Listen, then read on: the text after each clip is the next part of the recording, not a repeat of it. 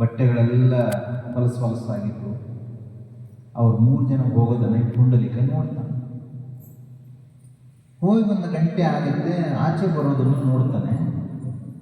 ಆಚೆ ಬರಬೇಕಾದ್ರೆ ಒಳ್ಳೆ ಸುಂದರವಾಗಿ ಕಾಣ್ತಾರೆ. ಒಳ್ಳೆ ತಳ ಹೊಳೆಯುವ ಬಟ್ಟೆ, ಶುಭ್ರವಾಗಿರುವಂಥ ಬಟ್ಟೆ.